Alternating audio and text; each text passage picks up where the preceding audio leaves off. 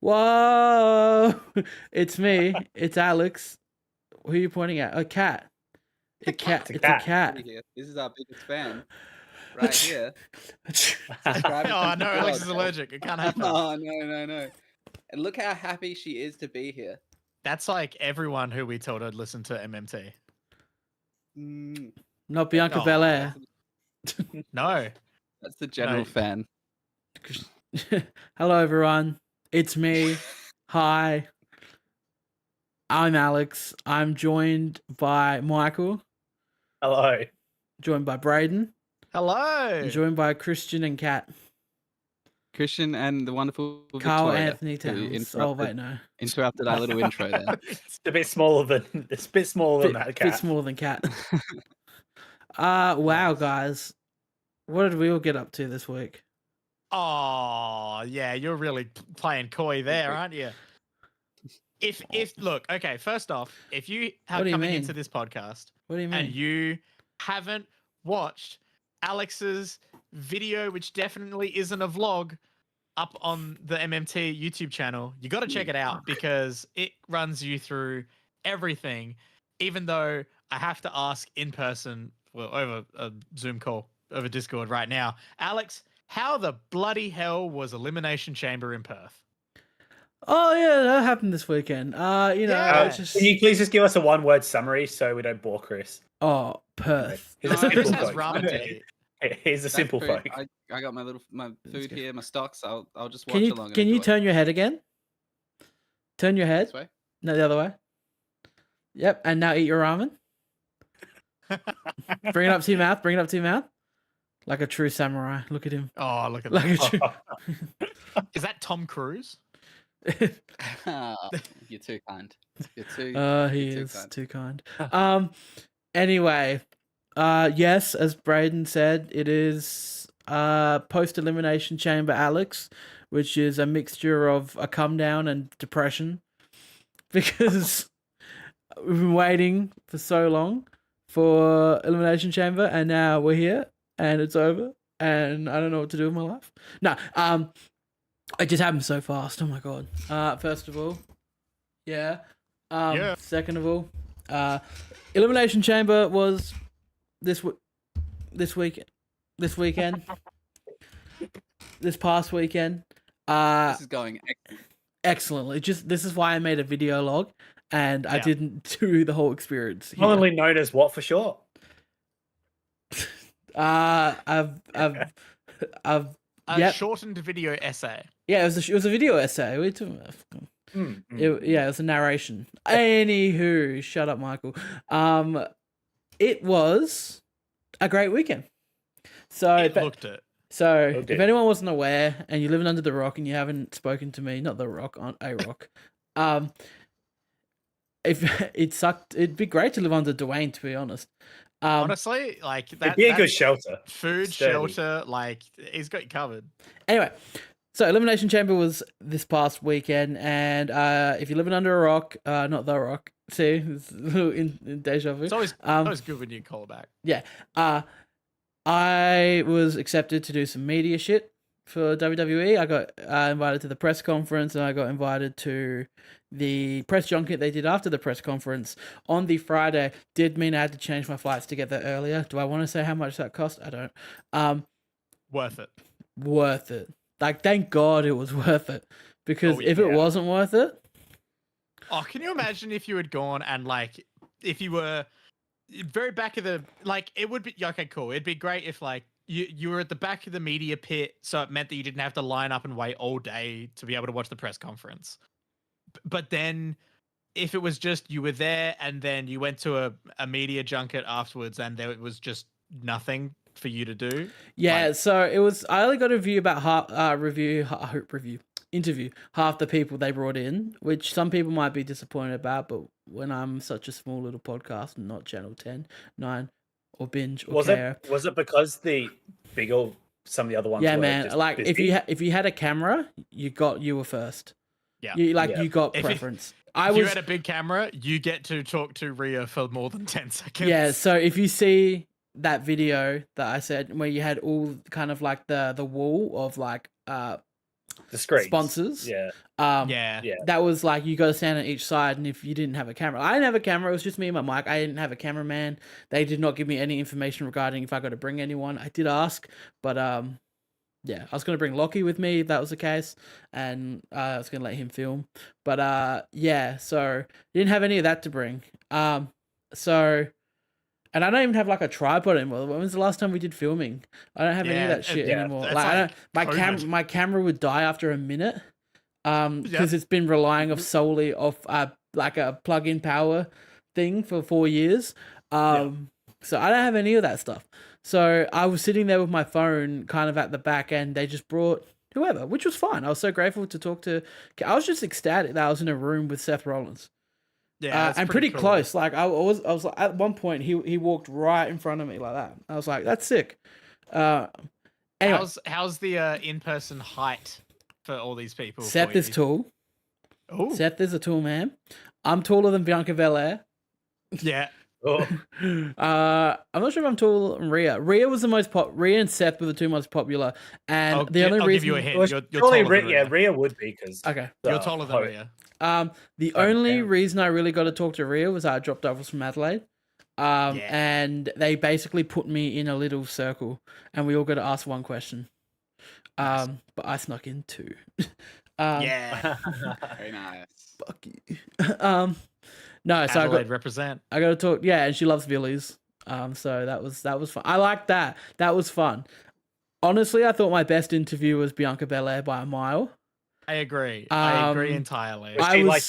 Kevin where Owens. in the line, what order happened? What order? I just walked up to her, I heard it was towards the end. They'd taken away the big, Seth and Becky were taken away pretty early. Grayson had to go do something else, so Grayson got taken away. Honestly, too scared to talk to Grayson Waller. He commits full to heel. If you ask a question to him, if you ask it, he will rip into you. He would tear you apart, yeah. So I got to talk to KO. KO was definitely my most nervous because it was the first one, and I thought he helped me. He was lovely. He was like he's true KO, Canadian, just a lovely person. He's just one of those people. I did look at KO, nice. And KO looked very tired to be there. Like I could tell this man been on a 30. Like I looked at him and I just went, "I'm gonna take 2 minutes of your time, man, because you look like you're ready to go to bed." I was just like, "You look like you've had the biggest day." Let him go. Let the man rest. Yeah. No, KO, not Becky. Anyway, so I got to talk to Tiffany Stratton. That one was more nerve-wracking for how intimidatingly attractive she is. It's just really cool. But I was sitting there being like, "Oh, I'm going to interview her next." And I was like, quickly, which NXT PLE did her and Becky fight in? I did think your name drop of it was really impressive. Yeah. So a bit more understandable that it was a very quick Google. Yeah. And then Bianca, I had that question lined up. I was ready for that. Oh, dude. Like, she sounded so happy to be able to chat about not just Elimination Her Chamber. show. Yeah. I was just like, it's a good question. It's like, you're a superstar. The question basically was, if you haven't listened, I asked her, being a WWE superstar, you're probably used to having a lot of cameras around you, but normally when you go home, it's your safe space. With this new show you're doing, you brought the cameras into your home and your safe space. How weird was that for you? Yeah, that was excellent question. Yeah. Yeah. So, and she gave me a great answer, and she gave me a long answer. She seemed pretty stoked to talk about that. And I got to look at Becky Lynch talk for a long time because these two people next to me came from like a YouTube channel, and they literally just interviewed her for 10 minutes because no one realized they were talking to Becky Lynch, and they took a whole lot of time away from other people. Wow. I know. I was just like, the whole time I was sitting there, I was like, can someone come and wrap this up? Because like, I don't get to talk to Becky Lynch now. That's wild. So anyway, the game's the game though. Triple H. Yeah, I wish he came in. No, but we all thought Logan might rock up, but it turns out Logan's got his own deal. He doesn't follow any of the WWE press stuff. He basically he organizes his own press. He has his own management for it. So he doesn't do any of that shit. Understandable, I guess, but wild. Yeah. So I got Logan Paul. So I got all those photos that everyone would have seen. It was really cool being up that high. When we walked out, they were like, you could see a glimpse into the oval with the setup in the chamber, but they wouldn't let anyone have a look, like properly go out and have a look. There's this guy who walked around where there was no security and took a photo, and then someone saw him, and they actually stopped him and made him take a photo, to delete the photo, off his phone, which I don't understand. The thing was the next night. But it's interesting, But what we did was, because once they put us in the elevator, they were like, "Yep, you know the way out, same way you came in." So we just got to the floor under and walked out and looked at it, and I took a photo. Yeah, so we did that. Amazing. System. Yeah, but fuck you. But yeah, that was Friday, and then Friday we went to the Undertaker show. Not really a whole lot to talk about that. They took our phones away. They put them in these magnetic sealed pouches that we couldn't access as soon as we entered, which is a bit weird. The weirdest it got was, one, not being able to look at your phone, of course. Two, when we went to go buy drinks, it was normally pay on your phone. Yeah. And I had to actually go into my wallet, pull out my card. Oh, I would have been stuffed because I don't bring my wallet to things like that. Normally I have my phone and my ID in the same thing. Yeah. That's me. But luckily I brought my wallet with me. So, Good choice. It was great. He just talked about some stuff of his career. Honestly, he talked a lot about the really old school days, some stuff that I didn't recognize, some names of really old school people. He brought out Triple H though, which was exciting. Lockie, who wasn't at any of the press, I already seen Triple H that week, but Lockie was next to me. You'd seen him within the last 2 hours. Yeah, I'd seen him that day, and Lockie was next to me. He's the biggest Triple H. Triple H is his main guy. Lockie went feral when Triple H came out. So yeah, that was cool. Awesome. I wish he talked more about actual in-ring wrestling. He got some people asked him questions just about him and Mick Foley's matches, and then as well as the WrestleMania 28 match with Triple H and Shawn Michaels in Hell in a Cell. And he talked about, the greatest kick out ever, which was the super kick into the pedigree and then the false finish. But yeah, no, it was good. He's so cool. He's really cool. Yeah. He was just out there drinking Jack Daniels. I love how down to earth, just chill guy he is now. Yeah, like he did a shoey. Anyone who has never seen what Undertaker is like in real life, that video they did recently, or within probably like a year ago at this point, when they had Mick and Taker come and do like commentary over the top of them watching their Hell in a Cell. Brilliant, such a good video, and like the two of them just joking around together and like chatting shit and telling he talked stories. About Mick Foley being like, because obviously in that match he puts Mick Foley through the top of the cell, and and Taker didn't want to do it. He didn't want to do it, and Mick Foley was like, "It's fine, I've been up there. It's not that high." Where he hadn't, he was just lying. And then obviously they did thumbtacks, which was insane. Crazy, but. Yeah, so Taker was great. It was in Fremantle Prison, which was really cool. Obviously, I couldn't take any photos of what it looked like inside, but we were basically in the prison courtyard, and that's so fun. It was so fun. And he said it's the coolest place he ever done the show. And like, oh, cool! You could just see the old prison cells up the top, looking out into the courtyard, and the watchtowers. That was cool. That's sick. Yeah, that was cool. And then. It was the actual time for the show. Well, the Saturday, me and Lockie went out, got some merch. That's where I got some more of the stubbies and t-shirts and all of that. See, Chris, where'd he go? Very nice. He won't watch my vlog, and now he won't listen to me talk. Sorry, not vlog. Interactive. Just had to get away. Interactive video. Victoria the cat could not handle it. Oh, she couldn't handle it. She's like, this is a movie podcast. What's all this wrestling? What am I here for? What's all this wrestling? She's at both sides. Somebody needs to tell Victoria about when this is on YouTube, we'll add the chapters so that there's a WWE section and then an actual like movie and TV section.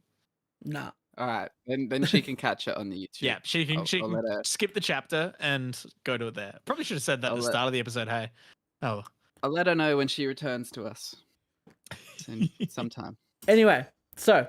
Just had fun on the Saturday, on the Saturday. In the morning, went out shopping, lined up. I originally lined up at that meet and greet superstore for 2 hours, and just chatted to the guys in the line because it was 6:30. And I'd been up for an hour, because of time zones and that. True. So yeah, so I was doing nothing. So I was just sitting there, and I was like, "Fuck!" I walked down to the superstore. I walked there. When I got there, I just joined the line, started chatting to the people in the line. They were cool. And then I got in, Nice. bought a few things. Ripped off because I was in the first 200 people, so I actually got a meet and greet wristband for Pete Dunne and Tyler Bate, but I couldn't go because Yeah. I had to meet Bianca Belair, Tiffany Stratton, Kevin Owens, and Rhea Ripley. You know, maybe some bigger names. I don't know. I don't want to be a cunt, but there we go. Yep. But no. And then we'll just talk about the night of the show. I'm not sure if you guys have actually anyone. I know Braden watched it. I'm not sure if anyone else has. No, yeah, fake fans. So Chris, you're a fake I fan. most certainly did watch Don't it. claim to be a fan. I was chatting with some friends, and one of them is a massive Rhea Ripley fan. She loves her to bits, and she was like, "Oh, is that there's she's back in Australia, isn't she?" And I was like, "How Wait, are you? Sorry, how can you be a massive Rhea Ripley fan but not a wrestling Not seen fan?" the wrestling match. So she follows her on Instagram. So she's a fake fan. No, she's a fan of all things Rhea Ripley, physically. But And she was like, "I've never watched wrestling before," and I was like, "Do you want to watch wrestling? Like, do you want to give it a go?" And she was like, "Yeah, okay, sure." And so her and her boyfriend, we got together and watched it together. And I was sort of explaining how things work the whole time, which was like, it was giving like a baby's first WWE event explainer. And that was really fun because like just getting to see it through like the lens of like people who didn't grow up with it was really funny. And just like the things that would hit, they would get more interested in than compared to what I was getting more interested in, was like really enjoyable. And then the things that like matched up perfectly was really fun. Now there was, did Alex, you see was there me? a match that wasn't televised? Yeah, there was. It was televised. It was on the pre-show. It was because that wasn't on the binge live thing that I saw. It was the Kabuki Warriors versus Indy Hartwell and Candice LeRae, and Indy Hartwell's Australian. That was a really good match.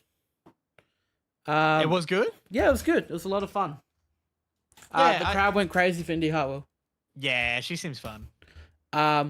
But yeah, did you see me on the broadcast, Brad? I was keeping my eye out every time they went to a camera angle over the commentary, and I was like trying so hard to like look back there to be like maybe like 20 rows back that way is Alex, and I was trying really hard to see it. I did see you obviously in the press conference because you can see you pretty clearly there because you're in the media. Well, Brad, Yeah, you did I saw a couple. I saw a sun a couple bit of the there, press hey. conference clips, and I was trying to spot you, but I was also like trying to work at the same time. Well, It took Braden, me ages to realize before, because you did those Instagram stories beforehand when like the crowd were just like, you know, doing all the chants and everything, and you were at the very front, and so I was looking at the very front, being like, where the fuck's Alex? There's all these like other like hype fans and stuff there. Well, Braden, you did a bad job because A bad job. I was in it. You were in the You could the see actual me. broadcast. Yeah. Are you ready? Did you find it? I want to see. Yeah, I'll find it. I gotta. Yep, cool. You're all Oh. there. Can you I'm see? so excited. Can you? You can't see anything yet, can you? Not yet. No. I'm preparing it. Ready? Okay. Excited. Excited. I don't know if we're gonna get done for this, but What during It's what you. during what picture of me. sequence is it? so it's actually not during a sequence. Let me Oh. talk a bit about when it was in the show before I cut to it, because I'm actually got Yeah. the thing. We'll keep playing. talking about the show. We haven't actually gotten to the show yet. When you're talking about your days. Oh well, Lockie and I rocked up about 4:00. We kind of merged into the front of the line because there was about a very very very long line. But anyway, we got there, we sat down, we got to watch the pre-show, got some beers. They had a merch store on the floor there that no one was at, but like we already copped our merch, but it would have been a great time to get merch if anyone wanted merch. And yeah, and guys, this is me Where here. you at? You are? There he is. Oh, Look amazing. at him. I'm talking to a guy next to me that was giving me his phone number because he wanted to talk about the thing on my show, and I carefully took his phone number and I didn't give him mine because I didn't plan to call him. So Right. Wait, hold on. What did he want to talk about? he was He so wanted to come on the excited. show? Yeah. Yeah. We don't have guests. We don't, Less. says the Barely former have the guest. four of us sometimes. Says the former guest. You say that, but here I am. You know, That's it. doesn't sound like a guest. So yeah, there was another time in the pre-show that they cut to me as well, but I can't be bothered to find the pre-show. That was actually a closer thing. Anyway, the actual event was solid. I thought the event was really good. I think the event was elevated because I was there in person. So I think it's amazing. You had the best time. If I wasn't there, would I think the same? I don't know. I can't. But I can't say. I've seen a few things of people saying like it wasn't the best thing, but I feel like being there is just a whole different experience to watching on TV. So the only thing I agree with that it was extremely predictable. Everyone knew who was fighting. Winning. Everyone knew who was winning going into it, which predictability isn't always the worst thing in WWE. So I didn't think that was a real issue. I thought the women's chamber was fantastic. It was really fun. It was so fun. It was really fun being a part of that crowd and being a part of the Tiffy Time chants because she is so over with the Australian crowd. It's crazy. So straight up from my newbie WWE fans, out of the whole women's chamber match, Tiffy was their like fave. Yeah. Absolute fave, hands down. And when she got eliminated, they were like, "Oh no, I wanted her to win." Everyone like, they got booed really into Liv. it. Everyone booed Liv when that happened. That's so good. funny. They cut a few things from the broadcast, though, we noticed. There was a 10-second cut when Dominic Mysterio got ejected from the match. Oh, really? I'm not sure if anyone saw this, but on the edited version, it actually jump cuts to a bit later. So they had to cut the cameras in the broadcast. Did it cut to a black screen? Yeah, it cuts to a black because everyone in the front row was flipping off Dom, and they couldn't show it. Everyone was giving Dom the finger in the front row. Oh my god, that's so funny. And they also cut the audio. At one point while it cut to Logan in the chamber doing stuff because everyone was chanting Logan's a fuckwit. But there was other other chants like that were kept in. Dom's a fuckwit got kept in. And there was someone's a wanker. Dom's a wanker, Priest is a wanker, Logan's a wanker, all got kept in. Bobby Lashley's massive fuck Logan, made the cut. Huh? Logan's people would have been like, "That's not getting in." Yeah, that's what I think. Yeah. I think he's got a deal where it's like that can't be in there. But yeah, the chants were so much fun. Getting to see now, I'm gonna be honest, the Grayson Waller effect was a bit Yeah. It was only there to have Cody and Seth come out and have everyone be a part of their themes and get the big whoa and get everyone singing Cody's song, which I think we did a really good job of. I think that came through very loud. And the men's chamber was just so much fun. There were some great moments. There was big beefy boys in there. I love Logan just getting his ass kicked. Logan drawing oh my god. on the inside of the chamber with a marker. I did see that. I did see that clip. I love Logan being And the him last and getting KO waiting. Annihilated. Yeah, him getting speared through the chamber door by Bobby Lashley. Oh, excellent. Logan did fuck all. The only thing Logan really did was jump off the top of the one of the pods, and then knock out Randy Orton. Yeah, big sabotage. Yeah. Then we had AJ Styles flying 30 hours just to make sure LA Knight didn't win the chamber. Yeah, that was... Yeah. I mean, obviously, from the broadcast watching it, like, we can't see shit outside the frame. But, like, that was quite literally, like, what the fuck? When did he get here? Bobby Lashley was playing like he was really injured from the Claymore he took from Drew. Yeah. So he had about 4 refs helping him out of the chamber, which left the door open long enough for AJ to run in with a chair. That was my assumption because my friends were asking questions. They were like, what? And I was like, look, this is what this is. Some things that what happened in the actual arena show. I'm not sure at one point. It's the second. It's just after Kevin Owens is the first one to be released from a pod. You hear the crowd start chanting the time again, and then we stop. They fucked up. They put the Slim Jim timer back up on the big screens, and it was stuck there. And then they cut all of the screens for about a minute, so no one could see any. No, if you weren't as close as we were, you couldn't see a thing. Oh, wow! And everyone was chanting, "You fucked up, you fucked up, sort your shit out." Oh my god! And yeah, a lot of fun. That's fun.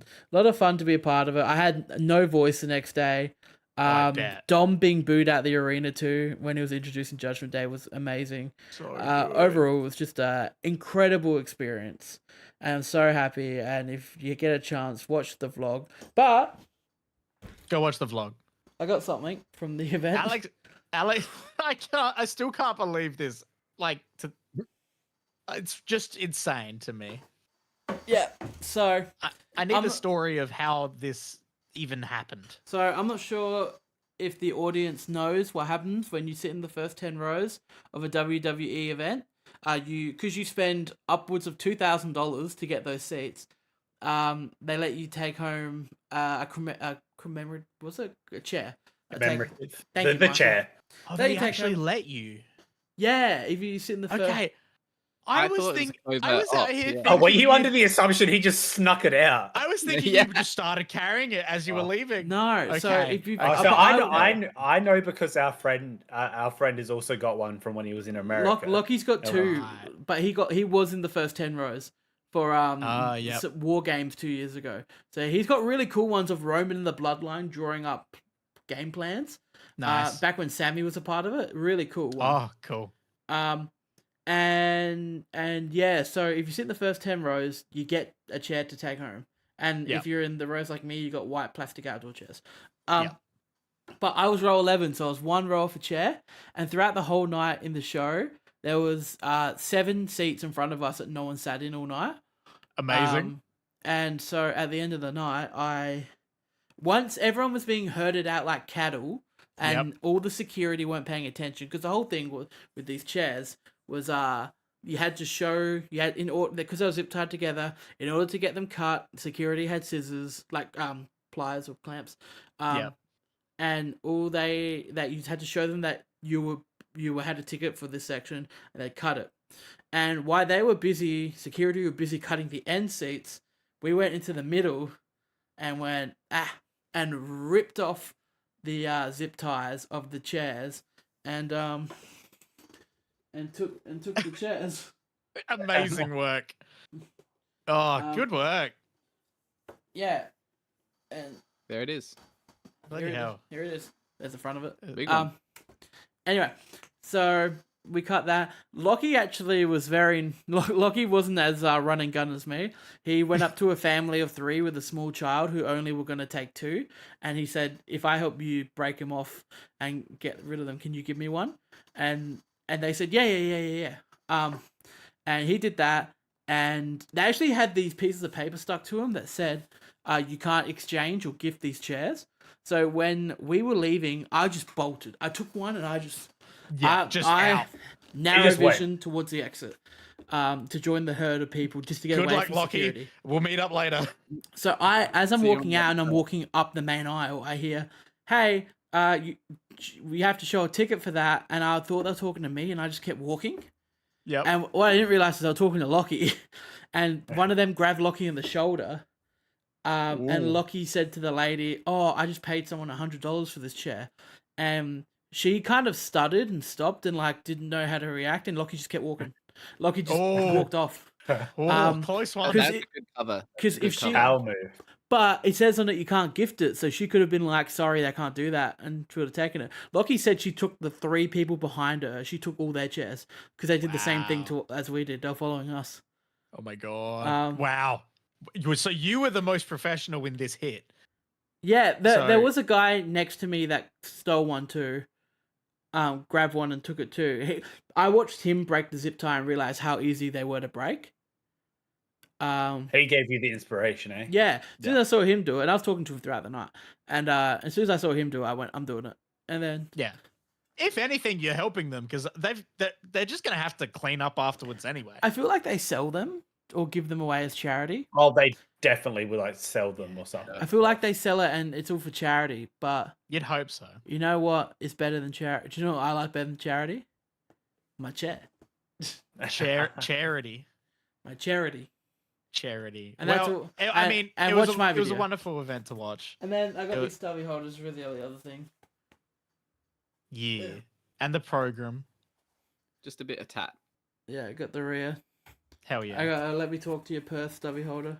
Ah, nice. They had decent shirts. I just didn't want one. And Yeah. Fun. but yeah, that was it. Now we can talk about movies. Yeah. Well, yeah. Also, my friends also loved it, and I think that they want to watch WrestleMania as well, but they were also kind of put off by the fact that it's 2 days. So we'll see. I'm not taking the Monday off work. Oh, always do. yeah. It's a Monday. I'm going to be free. I always take Yeah, the Monday off work for WrestleMania. It's WrestleMania. Are you doing a watch party or do you want to sit there by yourself? Can I Maybe can I doing join a you? watch Yeah. party. Pardon? Yeah, I need a chair. You need a chair. You don't have a chair. Yes. Well, if you decide to do a watch party, hit me up. Let me know. I will. I think we might be. Cool. When I have Well, my own house, I'll be down to do doing, Sunday. I'll be doing Alright. watch parties in my own house. Oh, That's that's true. Glorious. Let's flip the tables. Get the tables and flip them because What about my chair? we're talking with Chris now. Hi, Chris. I have watched the first episode. Oh, okay, cool. So you can I have jump not. in as well. I have not watched any of it. Chris, I want to hear about Netflix's live action adaptation of Avatar: The Last Airbender. Avatar: The Last Airbender. We're all big fans here, I believe. We've all seen it through. I know I'm going- you and you have. Don't know if you have. You have also. We're all big fans. Big Avatar heads. I'm No, it's a still great on show. my second rewatch. My first rewatch of it since initially watching it. I'm on about halfway through season 2. Nice. I reckon I would have stopped probably halfway through, like my third or fourth rewatch, because I was rewatching it with my ex, and then the relationship ended, but Avatar lives on. So gotta Always get have back on Avatar. that. So Netflix. All right, this is the thing. First impressions. 2.5 episodes in. There's more to go. You'll hear next week what we think. You know, there's important bits to come, I think, as well. But bit of a different intro. Intro is it's a bit janky. It's worded differently, but saying the same thing as the cartoon. You know, the 4 nations live together in harmony, but they just word it differently, and it's just worse, which was interesting. Does it feel a little bit like, okay, you can copy my homework, just make it sound a little different? Yes, and they're trying to get more explanation into it. Okay. Now they didn't have the full. I think start of the 7th episode. Maybe it was Netflix, or maybe it happened. They didn't have like the entire spiel that they had at the first episode. So maybe it was more of a prologue kind of thing. But it was a bit janky. I thought. From what I remember in episode 1, they don't really get into the whole and then the Fire Nation attacked until there's a scene Until where the old in woman- the Water Tribe, she's explaining it.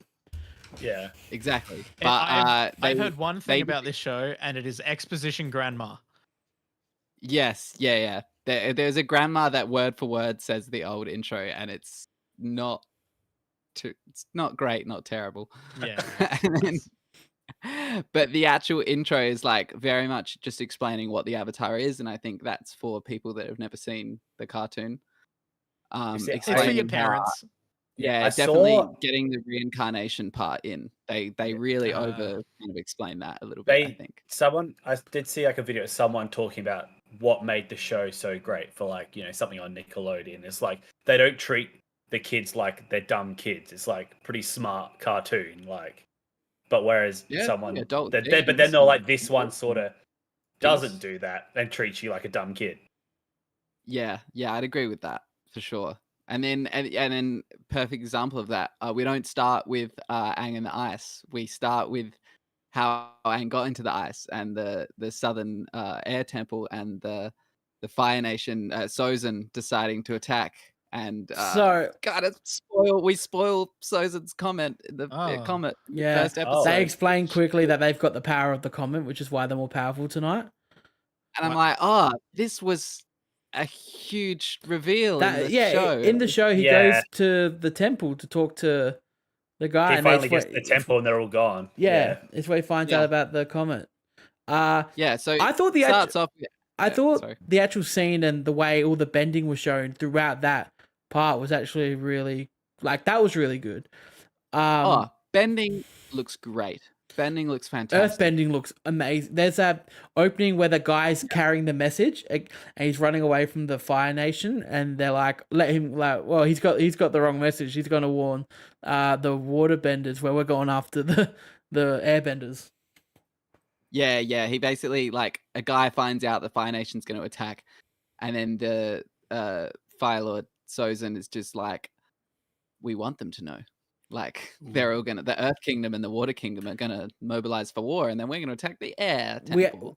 I will say in the show we actually see the Fire Nation actually just freaking kill people. Yeah, the burning is intense. I'll give that. That's probably the deepest aspect that we're getting from this is some intense deaths. So what I'm getting here is there's two polar ends of the spectrum that they're on at the same time. One of them is treating your audience like they can't understand stuff and making it very over-explained.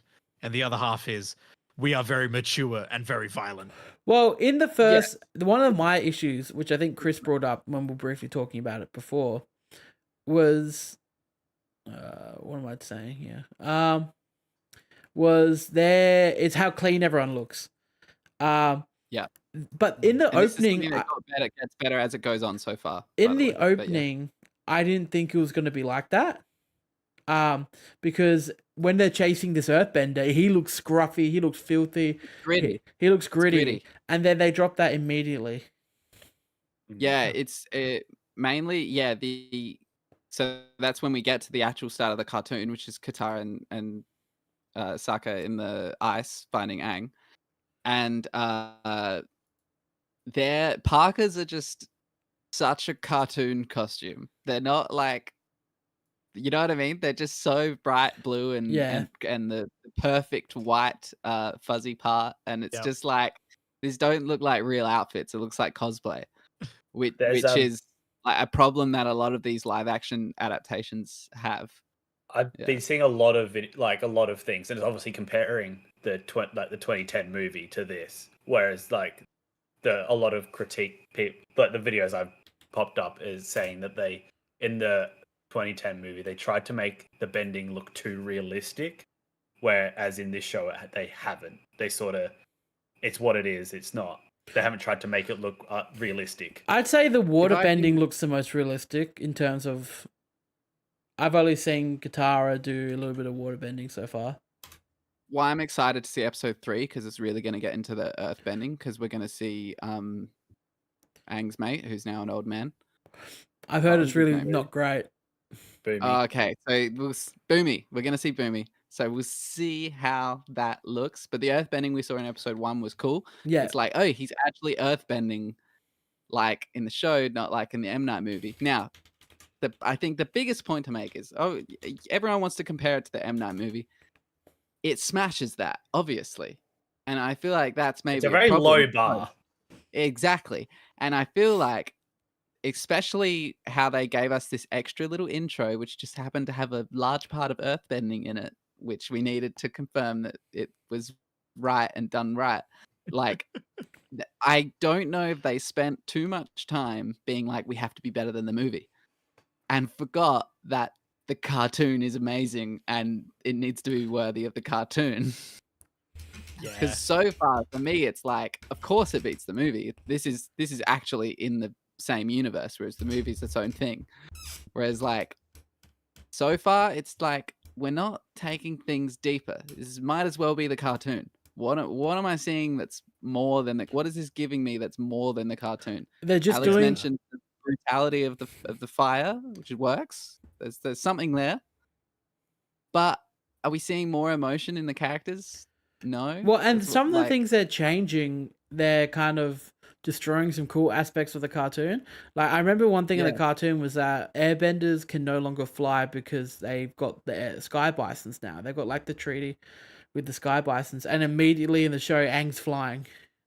okay, Aang just flies without his glider. This is Yeah. my biggest What? problem Right. right So now. something that's not really introduced until Legend of Korra, from what I've seen, is now just straight in this show. Well, even the airbenders in Korra, they like They used to be can able to fly. They can create updrafts of air, and then they use their glider to. Yeah, Like- the glider. But to they- I'm fairly sure ride there's that. like one or two people, like characters in yeah. Korra, that can like actually fly without the glider. Am I correct in As like a knowing that sub they thing. they used to Aang- be able to fly, but now they can't because they've got the bisons? I don't. Alex, don't are you saying remember they that. fly now? They don't They fly now. They Oh, don't they fly do now. fly now. No, only Aang flies now. Aang Aang flies now. flies. Now he kind of in the first bit, it's like he's gracefully falling, and you're like, yeah, this is right. Like he'll fall towards the ground, do a big puff of air, and like Yeah. brace himself for a landing. But then he blows air down, and he's like gaining altitude, and you're like, oh, that's flying. He can do that with the glider, like I just explained. Yep. That's why they have the gliders, and it's cool. It's awesome. It makes sense because he's got a wing. You know, he can catch those updrafts he makes. But his human body is just he's like making enough force that he can just stay in the air. Like it looks silly. Weird. And then a bit later on, he does a jump in the air to blow his upper whistle, which isn't something you necessarily wouldn't do in the cartoon, like do a massive airbender jump. But again, he's like in the air too long and then gracefully floats back down like Peter Pan. Like Peter Pan. Yeah. You're doing And it, Aang. doesn't look good. Anyway, But then Flying but then they still have him have his glider. So, what's the point of having him fly if you're going to have him What? have the glider the whole time? it Either was strange. commit to it or don't. Yeah. I think if you didn't watch the cartoons from the opening bit, you would be convinced he can just fly at will. Yeah. I feel like without if you were, it's for the sounds of it, if you were to just watch this show, you might be asking the question of, well, why doesn't he just fly around everywhere? Yeah. Why is he using upper? Yeah. I guess he has to Weird. be bending, but it doesn't look like he's struggling. Like he's Yeah. like he's doing a dance in the air. It doesn't look cool. Interesting. It's strange. And yeah, onto the emotion part. Honestly, first episode, I'm getting less from Zuko than cartoon Zuko. Interesting. And I'm getting less from Sokka as well, in that his dad's gone and he's the protector of the village. It's there, but I'm getting less emotion. I should be What getting about more the humor? emotion. What about Sokka's humor? I love it. That's the only part that's Oh. right, in my opinion. Sokka's sarcasm is there. I And feel like I I feel like actually- if you I don't actually like nail that, you've really ruined something within the show. For me, especially second episode, because obviously him and Suki meeting on Kyoshi Island. Sokka's settling into it. He's probably the rightest of them all. The other one, which first episode I was worried about, is Iroh. First episode Iroh, I was like, oh, he seems okay. Second episode Iroh, I was like, okay, he's feeling much more Iroh now as well. Mhm. And they meet, and then there's a great scene where we get a bit grit. They go to a Fire Nation base, and it's like this industrial little like port, you know, that's like an actual center of Fire Nation kind of power in the region, and that felt real. That's like, okay, this is what the live action can give us. It feels like a real kind of military operation here. Like they've got an industrial capacity, you know what I mean? And then he meets Commander Zhao, who also I liked. He's good, and you get him and Iroh, and I'll admit he calls Iroh the Dragon of the West, and I got goosebumps. But that's just because of the cartoon. Yeah. But having a moments like that, it's like you could see something here. Because, but Zuko, I'm just not feeling Zuko. I'm sorry. Mm. He's not giving me show Zuko, like cartoon Zuko, where there's less emotion there. And I'm not sure if it's the actors' capacity or it's whether they're just not trying hard enough. But there's just some really weak bits, especially acting wise. Some really wooden language. And one specific bit with Zuko, which stuck out like a sore thumb to me, is Katara is up on a hill, like protecting Aang in the Avatar state, as she always is, where he's talking to Avatar Kyoshu, and Zuko's kind of like searching, like looking around, and he like looks up to like notice that Katara's up there, but it's like so like he was meant to look exactly there, you know what I mean, for the shot. Yeah. Like he's like like so directed his vision straight there. Not like he actually was scanning the Yeah, horizon. And actually looking around it's everywhere. just like I look around for a second and I look straight at Katara. And like, yeah, I just really was like, ooh, bad directing or bad performance. There's Yeah. some problems there. Writing as well. Some of the language does not feel natural, and you have kind of just people jumping from phrase to phrase, and it just Right. sounds a bit odd. Commander Zhao, who's clearly a good actor, and he's been in stuff. He's a bit more recognizable. He like says some lines that are just like, "We need to do this. Oh, and then we can do this," and it's just very like not realistic writing. It's very like It's just very like wooden. laying out the plot. Yeah, just like two phrases with no kind of connection, just not a natural flow of words. Mm, And there are a few moments like that with other characters as well. Yeah. interesting. It kind of like with this One Piece adaptation, I feel like it's a similar conversation that's happening in video games as of late with like remakes and remasters, where it's like, okay, cool, you get like a HD remaster where it's just like it's the same, it's all the same bones, but then like we put a fresh coat of paint on it. It's like, okay, But then like One Piece has done so well, but that kind of serves more of a purpose because yeah, that's Yeah, more it's along a the lines of a different show. remake where it's like we're literally taking what was done, we're taking the parts of it that we need, and we're changing stuff and adapting stuff in different ways, cutting out a lot of filler and just giving you the goods. And that makes a lot of sense. But when you've got something like Avatar, doesn't have a lot of filler. There's Like- definitely filler episodes that you wouldn't put in, but we're not. If not we're to just the gonna do extent shot like for One shot- Piece though. No. But if we're just gonna do shot for shot the cartoon, it needs to be better. It needs to be gritty. It needs to be deeper. It needs to be emotional. Lean into the things that you can get from a physical live action thing. I don't just know if watched. you guys notice anything else. I just watched episode 1 and then immediately continued watching the animated series. See, I've got. It made me want to watch the animated Well, series. all the talk about it, Yeah. it's only made me want to watch the cartoon. I haven't Yeah. just watched the cartoon, not the new one. Best So I have best marketing ever they could have done for the cartoon. I have a feeling. It's just a marketing ploy. That's the whole I thing. have a feeling that on Netflix, if they like have their like top 10 or whatever, or if they have like here's like our biggest ones of the month or whatever, I feel like if it says that the live action is above people rewatching the cartoon, I feel like they're lying. I feel like it has to be a lie because I feel like there must be so many more people who are just going, I'm just going to watch the cartoon now. And the thing is, like, we all love the cartoon. There's nothing wrong with the cartoon, and there's nothing missing from what we've seen from the live actions. Like, we're not giving it anything extra. What do we want from a live action? And for me, it's like, yeah, I'd love like a trilogy blockbuster movies like M. Night could have done, but like so general audiences could experience this awesome story. Like, Alex got no sound there. Don't know if he knows or he doesn't know. He Should doesn't mute know. Maybe. yourself. No, I'm Man, muted because I was talking to There he someone. There he is. Oh, okay. Good, Sorry, what good, did good. you say? No. I was wondering if you were trying to talk, No. but No, sorry. You were. I just tried to pull up some clips from Netflix and I got things saying, please update your payment method. And I don't pay for Netflix. Someone else in my family does, so I was getting into them. Classic. I was just saying that from a live action, I want a big blockbusters to get regular audiences into it.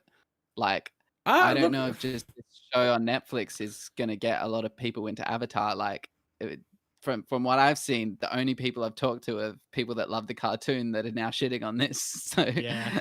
I wouldn't say. yeah. I wouldn't. I don't think it's a bad show. Comparatively, it's not great. But Exactly. It's hard to compare when you're comparing against like a 5-star product. I'm trying to find that. It's not massively better than the cartoon. It's massively better than the movie. But what I want from Avatar is a massive, like Lord of the Rings level trilogy to get regular audiences feeling the things I've felt from the cartoon. Like, I mean, again, I got like goosebumps just from mentions of things in the live action because I'm reminded of the cartoon. Like, I'm trying to find like top 10. Has it even been out for a week yet? They're still in the top 10. When I think in Netflix when you scroll past, it's like top 10 shows in Australia at the moment. Right, yeah. For some reason, it looks like they've just gotten rid of that. Whatever. Cool. Because they're probably embarrassed because it automatically started showing the There you cartoon. go. Top 10 programs in Australia. Avatar's number 1. Which one? Live action. It's the other one on there. Cartoon is not on there. Bullshit. They're hiding that. Yeah, I feel like it's a lie. They say top 10, but mine's only going to 8. See, what do you think? So what do you think's 9 and 10? Avatar and Korra. No, so number 1. Number is 2. Avatar. Number 2 is fucking Drive to Survive. Boo. interesting. Is there a new series of that yet? We like racing. We don't like racing's impact on the environment. Hey Anyway. guys, just want to let you know that Venom Let There Be Carnage is now on Netflix. Oh, If anyone wants to Stop watch it. everything. Have Last, to go now. Last takeaway is we mentioned they talk about Sozan's comet right at the start, which I think they call the Great Comet. And they're like, yeah, we're more powerful. But then we don't see the levels of power that Firelord gets at the end of the cartoon when the comet returns. Spoilers. But, I mean, they're already spoiling it, I guess. You don't know it's going to come back. But, yeah. They seem powerful. They just seem like good firebenders. They don't seem like ridiculously powerful. And the sky isn't red with the comet's fire. It's just kind of like looks like a bright star off in the distance. So they've got like an actual comet. It's just a dot in the sky, and they're like, power. Yeah. And they're like, we're more powerful. Haha. And literally while he's like facing Aang's teacher, he's like, you might have won this battle if we didn't have the power of the comet. And it's like, yeah, that's really had to slap us in the face with that again. Thank you. We understand. But it's like they should have been like, you know, really overpowered. Where they just seemed like they got a few attacking buffs, you know, like plus The one or The something. sun in the palm of my hand. Plus That's what 4%. It should be the power of the sun in the palm of my hand. It should be Firelord Ozai, like, you know, from the tip of his finger laying waste to entire like landscapes. Like Just in the full on cartoon. like Dragon Ball Z level like annihilation. That'd be So sick. yeah, we'll see. Look, I'm gonna watch it all, and we'll come back. Haven't seen much earthbending yet. There's more to come. Episode 2 was better. That's good. It means upward trend. Mm. Not good for actually getting people into the show though. No. Well, I think with that kind of leads us perfectly into what will be our next week's episode. What is we've been watching. More Avatar talk, as well as June. Quickly, what have everyone else got anything they've been watching this week they want to throw out? I've watched. There we go, Michael. Hello. Oh, Get him in here. Get him in there. Coach. The wonderful trio over at Grand Tour dropped their new special the other week, so finally got around to watching that. Sand Job is the name of this one, and they pretty much attempt to cross the Sahara in the style of the Dakar Rally, in some modified, affordable sports cars, and That's cool. hilarities ensue. Hilarities. It's like this is like the long apart from like their 2-part special, this is the longest like single part special. So it's like 2 hours. It's nice and chunky. I feel like the first half of it is definitely better than the second. The second half is just a lot of Richard Hammond having a lot of problems and the other two not having any problems, which when not helping two of them Christian are when they're two of them are just like actually just cruising really fine, it's really not entertaining. But it's what you would expect from them, and then yeah, that's literally it from me. I flew on a plane, which means I watched Bullet Train. I did see this in your letterbox, and I laughed I immediately. opened Letterboxd and I'm like, "What's the bet that I'm going to see you have logged Bullet Train?" Yeah. And there it was in my face. It's a good one. Every time I fly, I watch Bullet Train, and I had 2 other people message me being like, "Did you really fucking watch Bullet Train again?" Yes, I did watch Bullet Train again. I respect the commitment to the bit. It is the perfect plane movie. It is. And I'm not just being like funny. I'm not just being like, oh, I'll log it. Oh, and there's meme, that stuff. haha, I'm funny. watching Bullet Train every plane, every trip I go on. It might be there, it might be back, but at least in one of those plane rides, I'm watching Bullet Train. And guys, Bullet Train, still great. It's awesome. It's awesome. Yeah, it is the most fun. If you haven't seen Bullet Train, watch Bullet Train. It is so the ending gets absolutely ridiculous, but the movie is so fast paced and it's got so many great characters. Well, if I ever find myself On a plane, watch it. On a plane, I will watch it. I think you need to watch. Not even that. I think you just need to watch it, Brayden. Just That's in general. true. I should watch it. Hey, It's got WWE I never understood- superstar Bad Bunny in it. I never True, understood He's a wrestler. Choppy's like Got Brad this is so fun hype about that movie until I watched it, and now I understand. Mm-hmm. Lemon and Tangerine, MVPs of the movie. The Diesel. Diesel, you're the Diesel. These nuts. Got him. All right.